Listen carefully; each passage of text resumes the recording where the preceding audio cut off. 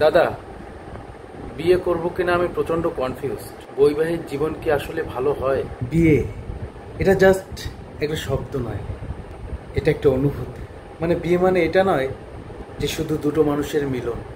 এখানে দুটো মানুষ আলাদা নয়, দুটো মানুষ মিলেমিশে একাকার হয়ে যায়, এক আত্মা এক প্রাণ হয়ে যায়। তাহলে কি দাদা বিয়েটা করে নেব? যা সর, বিয়েটের কথা আমার সামনে বলবি না। কেন, তুমি তো একটু আগে বললে দুটো মানুষ নাকি এক হয়ে যায়। আরে কিসের কিসের কিসের বিয়ে, কিসের এক?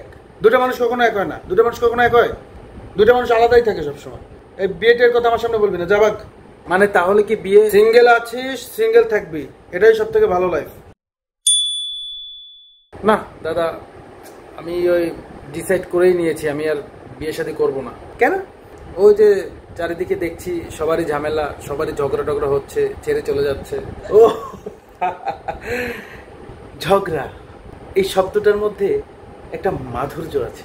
এই শব্দটাকে আমরা নেগেটিভ ভাবে নেই, আসলে আমাদের নেগেটিভ ভাবে বোঝানো হয়, কিন্তু এই ঝগড়াই আসল পজিটিভিটি।